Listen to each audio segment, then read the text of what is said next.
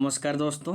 आज हम इस वीडियो में इलेक्ट्रिकल की और कुछ इम्पोर्टेंट ऑब्जेक्टिव क्वेश्चन के बारे में डिटेल में डिस्कशन करेंगे। और अगर आपको वीडियो अच्छा लगता है तो सब्सक्राइब जरूर कीजिएगा। तो देखो आज का वीडियो शुरू करते हैं। आज का पहला क्वेश्चन है, the truth table given below is for. देखो ये जो ट्रूथ टेबल है ये एंड गेट की ट्रूथ टेबल है या और गेट की है या नॉर गेट की है या नैंड गेट की ट्रूथ टेबल है। तो इसका आंसर होगा ये जो ट्रूथ टेबल है ये हमारा और गेट की ट्रूथ टेबल है। Option number 2 is the correct answer. जो और गेट की ट्रूथ टेबल होता है उसमें अगर दोनों इनपुट जीरो होगा तो उसका आउटपुट भी जीरो होगा, और अगर दोनों इनपुट वन होगा तो आउटपुट भी वन होगा, और अगर दोनों इनपुट में से किसी एक इनपुट जीरो होता है और एक इनपुट वन होता है उस कंडीशन में भी आउटपुट का वैल्यू वन होता है। और इस ट्रूथ टेबल का आपको याद रखना होगा। और ये जो फिगर है देखो ये हमारा और गेट का सिंबल है, वेरी वेरी इंपॉर्टेंट। तो इस क्वेश्चन का answer option number 2 is the correct answer. Then देखो नेक्स्ट क्वेश्चन है, short capacitance is usually neglected in the analysis of dress transmission line. देखो जो ट्रांसमिशन लाइन होता है वो नॉर्मली 3 टाइप का होता है। एक होता है शॉर्ट, दूसरा होता है मीडियम, तीसरा होता है लॉन्ग। तो इनमें से कौन सा ट्रांसमिशन लाइन में शॉर्ट कैपेसिटेंस को हम नेग्लेक्ट करते हैं, मीन्स हिसाब में नहीं लेते हैं।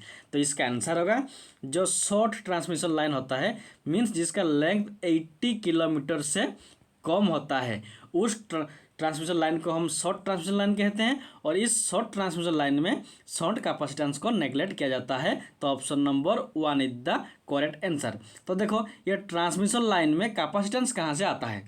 देखो जो कैपेसिटेंस होता है उसमें क्या होता है ना, 2 कंडक्टर रहता है, उसके बीच में एक इंसुलेटर रहता है।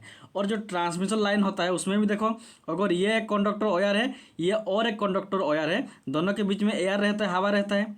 तो जो कंडक्टर 2 रहता है ये हमारा 2 इलेक्ट्रोड जैसा काम करता है, और दोनों के बीच में जो एयर रहता है वो इंसुलेटर जैसा काम करता है। तो इसीलिए ट्रांसमिशन लाइन में भी कैपेसिटेंस होता है, उसको हम शॉर्ट कैपेसिटेंस कहते हैं। लेकिन लेंथ जो अगर ज़्यादा रहेगा ट्रांसमिशन लाइन में तब कैपेसिटेंस का वैल्यू भी ज़्यादा रहता है, और अगर लेंथ का वैल्यू कम होगा तो कैपेसिटेंस का वैल्यू भी कम होगा। और जो शॉर्ट ट्रांसमिशन लाइन होता है इसका लेंथ 80 किलोमीटर से कम होता है, इसीलिए इसका कैपेसिटेंस का वैल्यू भी कम रहता है। इसीलिए हम शॉर्ट ट्रांसमिशन लाइन में कैपेसिटेंस को नेग्लेक्ट करते हैं, क्योंकि इसका वैल्यू बहुत कम रहता है। तो option number 1 is the correct answer.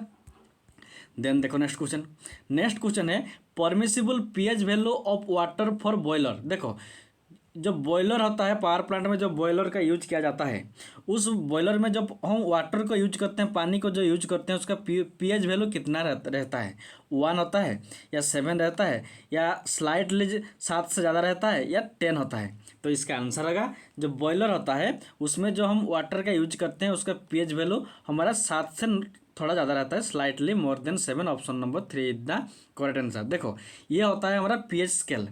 जिस मटेरियल का चाहे जो भी हो उसका अगर पीएच वैल्यू 7 रहता है तो वो ना ही एसिड है ना ही बेस है। अगर 7 से कम होगा उसको हम क्या कहेंगे, एसिड कहेंगे। और अगर 7 से ज़्यादा होगा तो उसको बेस कहेंगे या अल्कालाइन कहेंगे। तो ये जो वाटर है इसका जो पीएच वैल्यू है वो 7 से थोड़ा ज़्यादा है। तो देखो अगर 7 से ज़्यादा होगा तो उसको क्या कहेंगे, एसिड नहीं कहेंगे, उसको बेस कहेंगे या अल्कालाइन कहेंगे। तो इसीलिए बॉयलर में जो वाटर यूज किया जाता है वो स्लाइटली बेस या स्लाइटली अल्कालाइन होता है। तो option number 3 is the correct answer. Then देखो नेक्स्ट क्वेश्चन है, insulation resistance of cable is usually measured in terms of. देखो जो केबल होता है उसका रेजिस्टेंस जो हम मेजर करते हैं, हम सब जानते हैं जो केबल होता है इसका रेजिस्टेंस हाई रेजिस्टेंस रहता है, और इस हाई रेजिस्टेंस को हम मेगर के थ्रू मेजर करते हैं। Very very important, high resistance को हम मेगर के थ्रू मेजर करते हैं। तो जो केबल की जो रेजिस्टेंस को हम मेजर करते हैं उसको हम माइक्रो ओम में मेजर करते हैं या ओम में मेजर करते हैं या किलो ओम में या मेगा ओम में मेजर करते हैं। तो इसका आंसर होगा जो केबल का रेजिस्टेंस होता है जिसको हम ओम से मेजर करते हैं, और ये लेकिन जो केबल है इसका रेजिस्टेंस बहुत ज़्यादा रहता है तो इसीलिए इसको हम मेगा ओम में मेजर करते हैं। Option number 4 is the correct answer. और इस मेगा ओम को कौन मेजर करता है, मेगर करता है। Megger means mega ohm meter. इस मेगा ओम मीटर को शॉर्ट में हम मेगर भी कहते हैं। तो option number 4 is the correct answer. Then देखो next question, power factor is highest in case of, देखो इधर देखो बहुत सारे इलेक्ट्रिक लैंप है, इनमें से कौन सा लैंप का पावर फैक्टर सबसे ज़्यादा है? मर्क्यूरी आर्क लैंप की पावर फैक्टर सबसे ज़्यादा है, या सोडियम वेपर लैंप की, या ट्यूबलाइट की, या GLS लैंप की पावर फैक्टर सबसे ज़्यादा होता है? तो इसका आंसर होगा जो GLS लैंप होता है, option number 4 general light service GLS, ये जो होता है ये फिगर, ये हमारा GLS लैंप होता है और इसको हम इनकैंडेसेंट लैंप भी कहते हैं। तो ये जो लैंप होता है इसका पावर फैक्टर सबसे ज़्यादा होता है, option number 4 is the correct answer, क्योंकि जो रेजिस्टिव इन नेचर होता है उसका पावर फैक्टर ज़्यादा रहता है, बाकी जो इंडक्टिव और कैपेसिटिव नेचर रहता है उसका पावर फैक्टर कम रहता है। जो इनकैंडेसेंट लैंप या GLS लैंप होता है इसका नेचर क्या होता है? रेजिस्टिव नेचर होता है, क्योंकि इसमें जो मटेरियल होता है, जो फिलामेंट होता है वो टंगस्टन का बना हुआ होता है और उसका रेजिस्टेंस बहुत ज़्यादा रहता है, इसलिए इसका पावर फैक्टर ज़्यादा हाईएस्ट रहता है। तो option number 4 is the correct answer. Then देखो next question, when a neutral point of three phase system is directly connected to earth then it is what type of grounding system? देखो जब एक three phase system की, मान लो ये हमारा three phase system है, जब एक थ्री फेज सिस्टम में क्या होता है ना, उसका जो न्यूट्रल पॉइंट होता है उसको हम डायरेक्ट अर्थिंग करेंगे, इसके बीच में हम कुछ भी नहीं रखेंगे, डायरेक्ट वायर के थ्रू क्या करेंगे? अर्थिंग करेंगे। इस अर्थिंग सिस्टम को हम क्या कहेंगे? सॉलिड अर्थिंग कहेंगे, या रेजिस्टेंस अर्थिंग कहेंगे, या रिएक्टेंस अर्थिंग कहेंगे, या पीटरसन कॉइल कहेंगे? तो इसका आंसर होगा जब हम किसी भी थ्री फेज सिस्टम को अर्थिंग करते हैं, डायरेक्टली अर्थिंग करते हैं, उसको कहते हैं solid ground system, option number 1 is the correct answer. तो देखो ये जो न्यूट्रल ग्राउंडिंग सिस्टम होता है ये 5 टाइप का होता है। ये होता है हमारा सॉलिडली, दूसरा होता है हाई रिएक्टेंस टाइप, और एक होता है पीटरसन कॉइल टाइप, तीसरा होता है रिएक्टेंस अर्थिंग, चौथा होता है रेजिस्टेंस अर्थिंग। तो ये जो हमारा डायरेक्ट होता है, जो न्यूट्रल पॉइंट डायरेक्ट अर्थिंग किया जाता है उसको हम क्या कहते हैं? सॉलिड अर्थिंग कहते हैं। तो option number 1 is the correct answer, इसको याद रखना होगा।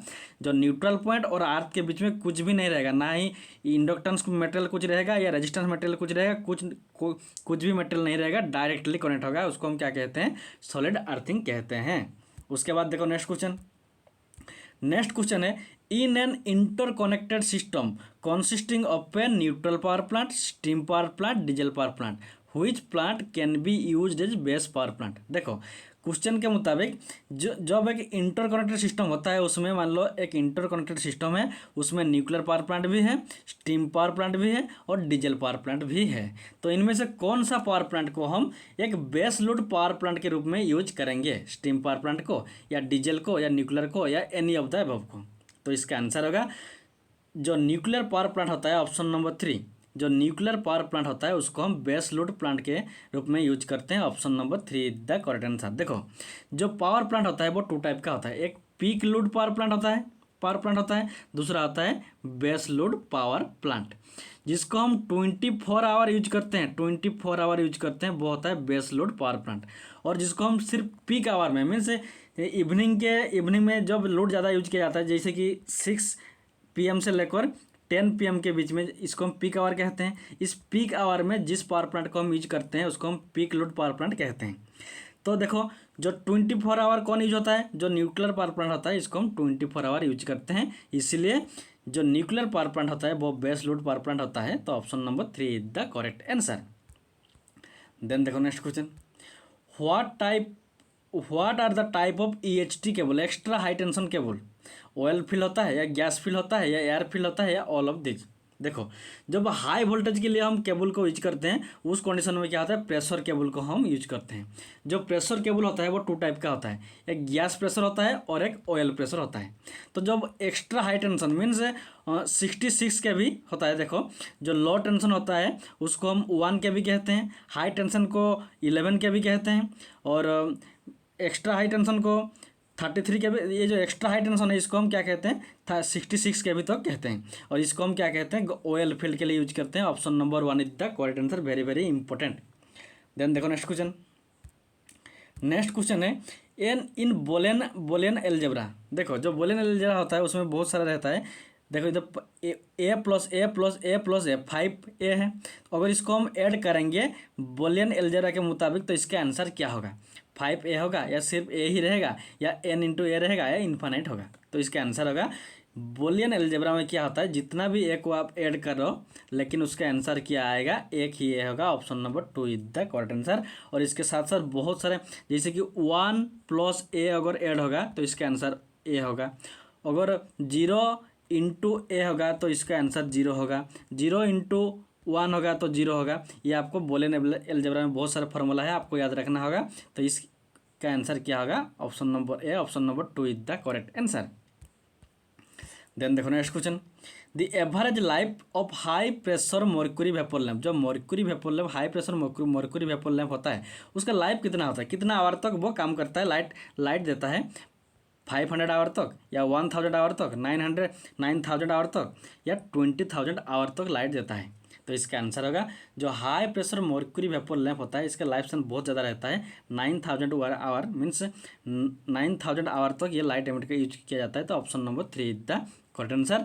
और जो मर्क्यूरी वेपर लैंप होता है, देखो ये उसका इंटरनल फिगर है, इसमें मर्क्यूरी वेपर और आर्गन गैस को यूज किया जाता है इसके अंदर। ये देखो इसका इलेक्ट्रोड है, और सिलिकॉन गैस ट्यूब भी इधर है ये वाला, और पोलैरिटी लीड भी, ये पोलैरिटी लीड है, ये आपको याद रखना होगा।